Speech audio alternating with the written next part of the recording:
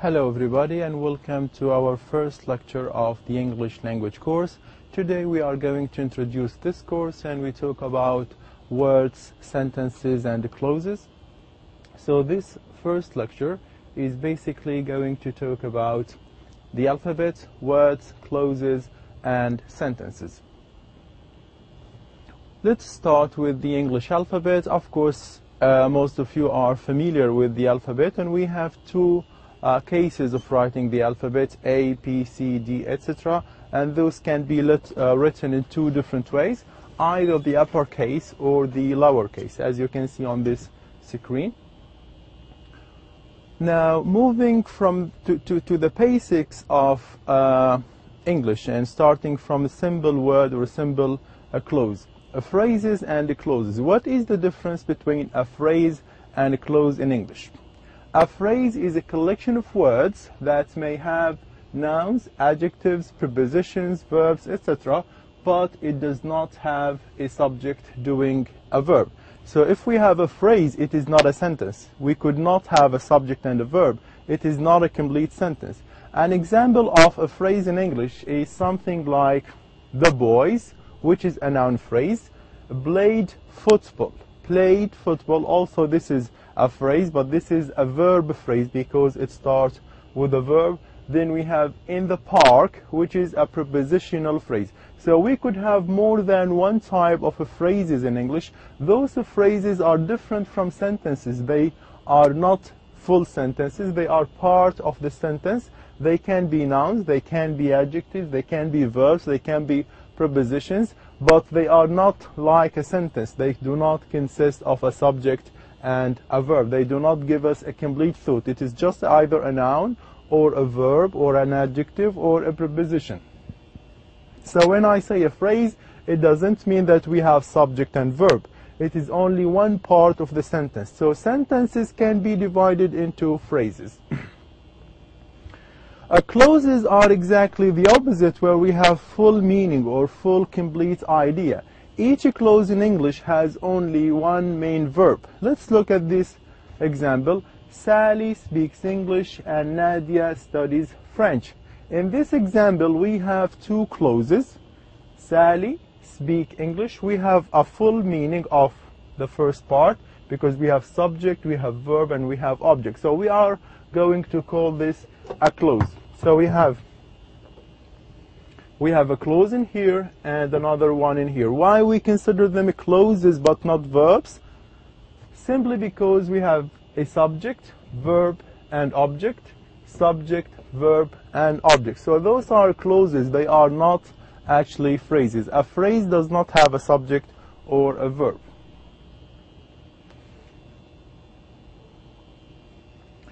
So a clause is basically a simple sentence. It is a sentence that has only one subject and one verb, but we could not have a sentence that has more than one subject and more than one verb, and we call it a clause. A clause is the simplest type of sentences where there is only one verb and one subject. So basically a clause is a simple sentence that contains subject and a main verb. Example, he writes his homework. So we have a subject, we have a verb, and we have the object. So we are going to call this a clause or a simple sentence. Similarly, she broke the glass. Subject, verb, object. So we have a full idea in the first and in the second sentences. Full idea, main idea. So subject, verb, and object. Now we have two types of clauses. There are two main types actually of a clause structure. The first one is independent clause and the second one is dependent clause. An example of those clauses is when you say something like, my husband was working, I went shopping. Look, those are two simple sentences. My husband was working, I went shopping. So we have two simple clauses consisting of subject, verb, subject, and verb and object. Look at the other part. When my husband was working, we are going to call this a subordinating conjunction, the conjunction when. But if we make the two sentences into one, when my husband was working, I went shopping. So this is an example of having two clauses combined together, joined together by a conjunction like the conjunction when. So instead of saying or having two simple clauses, we can make them into one by joining them together by using a subordinated clause, the conjunction when. So the sentence again, when my husband was working, I went shopping. Now, why do I call this sentence a dependent clause? Why it is dependent? Why it is not independent, for example? When my husband was working, it is independent because it is incomplete. We do not understand a full idea or a full meaning of the sentence. If you tell somebody, when my husband was working, so he or she is expecting you to tell him what happened. When she was working, or when my husband was working. So this sentence is subordinated. It is dependent. It depends on the other sentence because it does not have a meaning unless it has it is combined with a main clause. So we have dependent clause and main clause. When they combine together, when they are joined together, we call them a compound sentence. So basically the two types of clauses are, one is called dependent and the other is dependent. The independent clause gives me a full meaning, a full idea. We do not have ambiguity about the sentence. I went shopping. I went shopping. Subject and verb and an object. I went shopping. So we have subject and verb, so we have full idea. This is an independent clause because the meaning is independent. It does not have to be combined with another sentence. It has a full meaning by its own. Only this sentence, because it is introduced by when, it has become dependent. We do not have a full meaning for the clause, so we call it a dependent clause.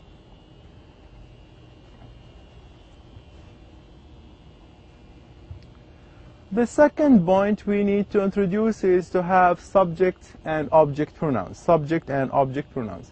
So pronouns in English can either be subject pronouns, where we have those pronouns functioning as a subject for the sentence, or object pronouns, where the same pronouns can be the object of the sentence. Simply speaking, a pronoun can replace nouns, so you do not have to repeat them. So if we have a sentence where you have one noun or two nouns, when you want to express or refer to those nouns, you use a pronoun so that you do not really repeat the same name again. For example, if you say something like, my mother gave Ahmed a computer game because my mother liked him, or liked Ahmed. If you read this sentence, you will find that there is a kind of repetition in this sentence, because we have mentioned the word my mother at the beginning, but we are repeating it again in the same sentence. So why don't we find a way to just try to use this number of words, rather than repeating my mother, Ahmed. So that's why we have pronouns. They replace nouns so that we do not repeat them. So if you read the following sentence, my mother gave Ahmed a computer game because she, which refers to my mother, like him. Like who? Like Ahmed. So that's why pronouns can replace nouns, so that we do not have to repeat the nouns again. So my mother is used as she in the second example, and Ahmed is referred to as him in the second example. So pronouns are there in order not to repeat the same nouns more than one time. The first type of pronouns is subject pronouns, and subject pronouns serves as the subject of the verb. So when we have a verb, the subject of this verb is a subject pronoun. An example of this: he broke the window. He broke the window. He is the subject of this sentence, and it is a pronoun. He is the subject of the verb broke. He broke the window. There is a list of the English subject pronouns which we are going to introduce here, and we give an example for each pronoun. Subject pronouns with an example. So the first one is I write a letter. So I function as the subject for the sentence, or the subject for the verb write. Who writes? I write. He writes a letter. Again, we have the subject. So those pronouns mainly does the subject position, or make the subject does the function of the verb. He writes. Who is the one who writes? It is he. So he function as a subject. Similarly, she writes a letter. It. So it's a pronoun that refer to an inanimate object, an object that is either an animal or something that is inanimate, that's not a human or non-human object. It, for example, if it refers to a cat, it drinks the milk. You speak English. We speak English. They speak English. So this is basically a list of the subject pronouns that we have in English.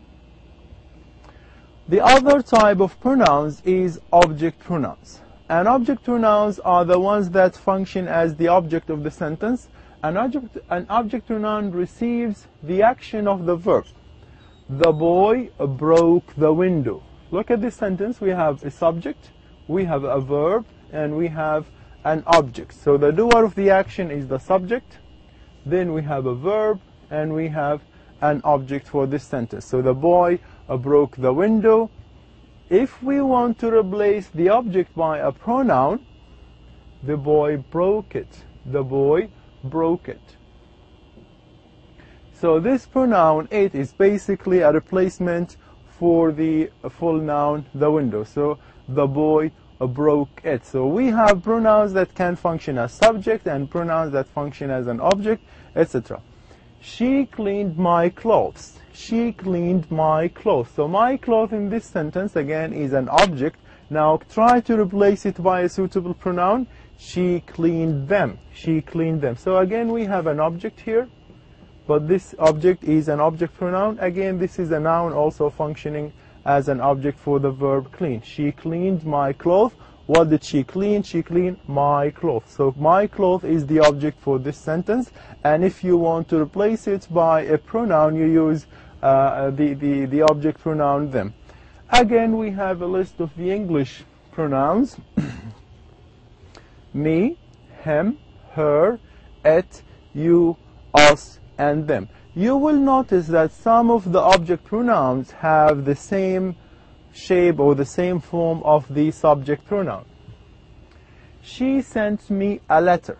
She, subject, sent is the verb, and me is the object for this sentence. And again, we have used a pronoun to indicate the object. So we call it an object pronoun because it receives the action. It suffers from the verb. I show him the way. I show him the way. I show him the way. So again, instead of having a noun, I show Sally the way. I show, for example, her the way. I show Maher the way. So instead of using a full noun, we use a pronoun. Similarly, I will meet her at 7 o'clock. I will meet her at 7 o'clock. So her, in this example, again functioning as the object of the sentence, and they are basically object pronoun. I hope you like it. If you are referring to a gift, for example, something that is an object that doesn't move or a non-human object, I hope you like it. I hope you like it. I will see you tomorrow. I will see you tomorrow. Again, if you look, this is the object of this sentence. I will see you tomorrow. So you function as an object for the following sentence. I will see who? I will see you. So you also the object of the sentence. Similarly, tell us about the problem. Tell us about the problem. Again, we have used another object pronoun, which is the pronoun us. I will buy them immediately. I will buy them immediately. Again, by functioning as the object of this sentence. So this is the list of the object pronouns in English. So we have subject pronouns and we have object pronouns.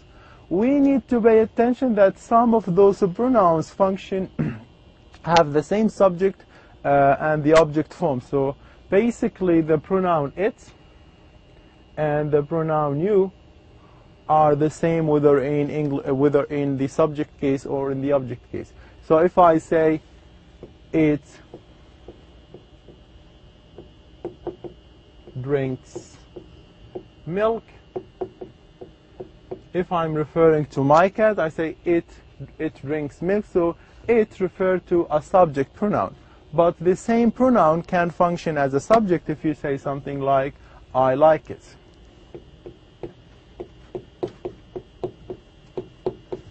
Notice that it in the first example functioned as a subject, while in the second example as an object. So this is a subject pronoun, while in this case it is an object pronoun. So it has the same form. They do not have two different forms. Similarly, the same thing applies to the pronoun you. If you say something like you speak English,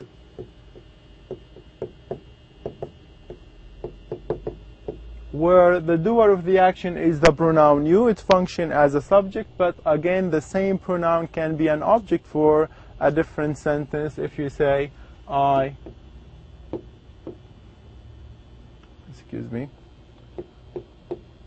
met you. So you functioned as an object for this sentence. So some of the pronouns can have the same form whether they function as a subject or an object pronoun.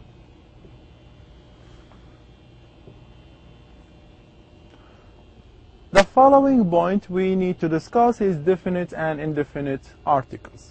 We have two main articles, the definite and the indefinite articles in English. One article is the definite article, the article the. English speakers use the article a to refer to specific or particular nouns. So sometimes you have a noun like, say, girl. This noun is indefinite. We do not know anything about it, but if we want to decide or to specify or to determine which girl we are talking about, we use the article the. So I'm going to say the girl. So I know which girl I'm talking about. So we are referring to a specific or to a particular noun, the girl. So we use this article to define the noun, to give this noun a definition or to make it specific or particular in the sense that it is not indefinite. Let's look at those examples. She ate at the restaurant. What type of restaurant? She probably knows this restaurant, so she refers to the restaurant as the restaurant. But if you compare this with the other example, she ate at a restaurant. We do not know anything about this restaurant. It could be any restaurant. We do not know it. It is not defined. It is not specified.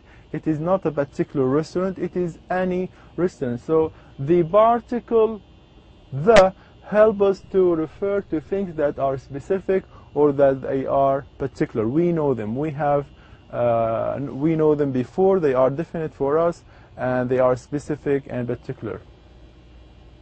So in a sentence like she ate at the restaurant, we know which restaurant. While if you use the indefinite article the, she ate at a restaurant. It could be any restaurant, while in the first example it is a specific restaurant. It is a specific restaurant. The following point to discuss is the indefinite article. We have only one indefinite article, which sometimes can be a or an, depending on the noun following it. A or an are used before a singular noun when it refers to a non-specific item. So only when the item or the thing or the object we refer to are non-specific. They are not particular to us. We do not know them. He eats an apple every day. So we do not know anything about this apple. It is just an apple. It could be red, it could be a green, it could be whatever type of apple, but it is indefinite. It is not specific apple. While if you say he is an engineer, again, this is one example of using the indefinite article, and it shows that the object that we refer to is basically non-specific. We do not know many things about it. He is an engineer, but what type of engineer? Do we know this engineer? It is just an engineer. It is indefinite to us. And it's used before nouns that begin with a vowel. So if you have a noun that starts with a vowel, we have number of vowel sounds in English: A, E, I, O, and U. Sorry. So those are the vowels in English: A, E, I, O, U. So if a word or if an item or if an object starts with one of those words and it is a singular noun, it means that we need to use the article an rather than the article a. I have met a new person. I bought a car. A is used before noun that began with a consonant. So now we have to differentiate between vowels and consonants. All the sounds in English are consonant away from those 5 sounds. So the rest of the English alphabet or the English sounds are consonant, while those are the vowels. So if the word that we are talking about is starting with one of those vowel sounds, we use the article an. And an example for this, if you have the word, for example, orange, you say an orange, an orange. So because it starts with one of those vowel sounds, we use the article an. While if the sound or if the word starts with a consonant, for example, student, student, we cannot say an student because the vowel or the sound here is a consonant sound. We can say a student, but not an student. We use an only when the word start with a vowel.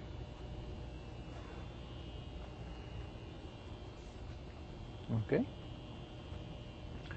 Sentence element. Now we are going to introduce the different element that one sentence in English would consist of. So sentence elements are the group of words that combine together to comprise the building unit of a well-formed sentence. We have 2 major sentence elements in English. The first one is the subject, while the second is the predicate. Now we know that the subject is the one that does the action. It is the first element. It is usually the first element in the sentence. The predicate can be either a verb or an object or a complement or an adverbial. Now we need to introduce each of those elements so that we see how the structure of the English sentence is basically made. The subject is who or what the sentence is about. For example, Sally plays tennis. So the whole sentence talks about Sally. So the subject is who or what the sentence is about. The predicate, on the other hand, refers to everything that comes after the subject. So if I have a sentence, the first element that does the action is the subject, and everything after the subject I'm going to call the predicate. So Sally in this example is the subject, while plays tennis is the predicate. So we have subject predicate in any English sentence. So they will be here at 8 o'clock. Where is the subject? They function as the subject, and everything following they is the predicate of the sentence. And as we said in the previous slide, that predicates in English can be verbs, can be object, and can be complement or adverbial. So once you decide what is the subject, anything that follows the subject is called a predicate. And the predicate can be either a verb, an object, complement, or adverbial. And it could be all of them together. Let's have an example of predicate. So we said predicate involve verbs, involve object, complement, or adverbials. Let's take an example of verb. Sally runs, Sally slept, Sally danced, etc. So this type of sentences, very simple sentences where you have subject and predicate. Sally is the subject and runs is the predicate. They slept. They is the subject and slept is the predicate. They danced. Again, this is the subject and this is the predicate. So sentences in English are either subject or predicate. Subject, subject, predicate. The first item is subject, following it is a predicate. The predicate could be a verb, as those examples showing us. What about cases where we have object? They broke the window. They broke the window. Subject. So whatever comes after the subject is going to be called the predicate. So everything from here till there is the predicate.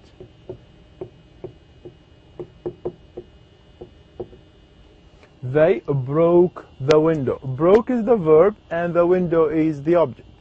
He wrote a letter. He wrote a letter. He is the subject. From wrote till the end of the sentence is a predicate, but this predicate consists of a verb and a letter, which is an object. So subject, verb, object. Now we move to what we call a complement. A complement, just like the name suggests, it completes the predicate by modifying a noun in the sentence. Copulars or linking verbs require a complement to form a complete sentence. Now let's read the definition again and try to understand what does that mean. A complement completes the predicate. So if we have a sentence like Sally is beautiful, we have Sally as subject, then we have a predicate. How can a complement complete the predicate? So if Sally is the main element of the sentence or the subject of the sentence, so Sally is beautiful, modifying the noun in the sentence. So if we have this noun, that is the word Sally, and we want to describe Sally or we want to modify Sally by this complement, so we say beautiful. Sally is beautiful. So the word beautiful is complementing or trying to give a description for the word Sally, for the noun Sally. And basically verbs that are used in sentences containing complement are called linking verbs or copular verbs. Copulars verbs refer to verb to be, and verb to be can either be am, is, are, or was, and were, depending on the tense of the sentence. So this is what we mean by copulars. Linking verbs are those verbs that link the subject with its predicate. If you say she looks beautiful, so verbs like look, seem, sound,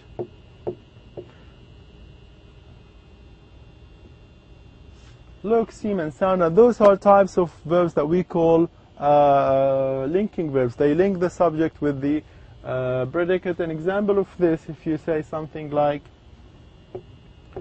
she looks, for example, bright. So what we have done, we have linked the subject, we have linked the subject with the predicate. She looks bright. So this is the subject, and we have linked it with the predicate. Sorry. So she looks bright. She and bright refer to the same person. So she is the subject while bright is the complement. Sally is the subject and beautiful refer to Sally. So if we ask Sally is beautiful, Sally and beautiful refer to the same person. So Sally is the beautiful and the beautiful is Sally. So beautiful is considered as the complement for Sally. So in this sentence, Sally is equal the word beautiful. They refer to one another. So Sally referred to the word beautiful and the other way around. So Sally is the one who's beautiful. So once we have equality between the subject and the predicate, it means this predicate is a subject. It is a complement that refers to the subject. He is a teacher. So we have he and we have the word teacher. They refer to one another and they use one of the copular verbs. He is a teacher. He and teacher refer to one another. He is a teacher. So who is he? He is the teacher. Who is the teacher? It refers to him. So they are one and the other. They refer to one another. these ideas seems interesting. So we have the word ideas and we have interesting. What is interesting? It is the ideas. What is the ideas? The ones that are interesting. So those refer to one another. Those ideas equal what is interesting. So these ideas are interesting. So when we have a kind of equality between the subject and it is a predicate, it means that the predicate is a complement.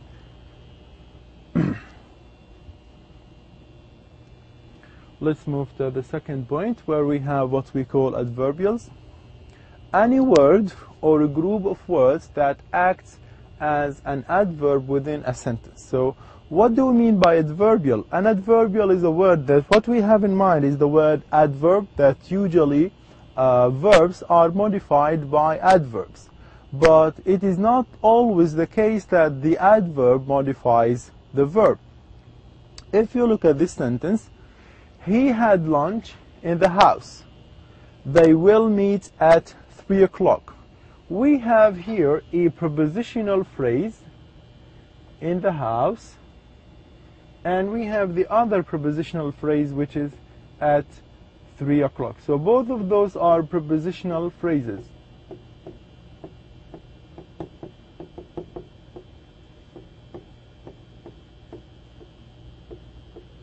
Those prepositional phrases function as adjectival for the main verb. If you look at the first sentence, we had lunch in the house.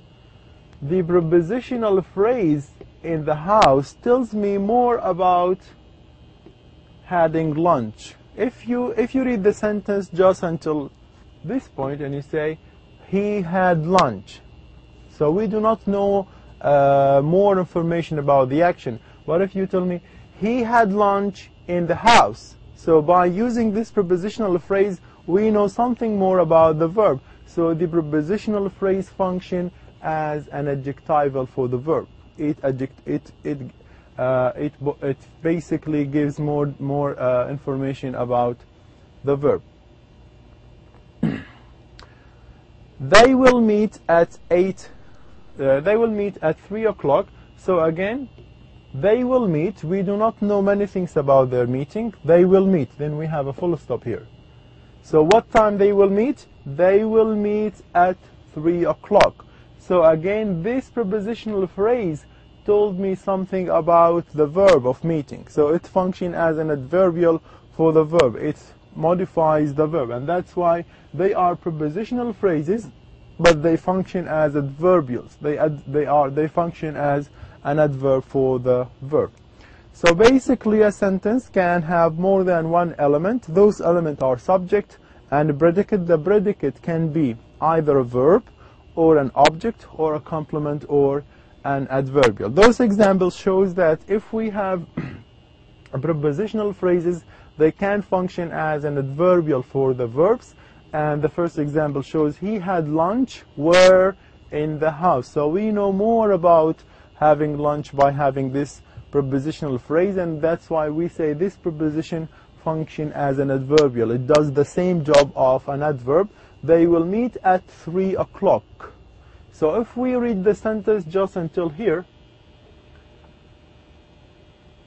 they will meet. So we do not know many things about the sentence.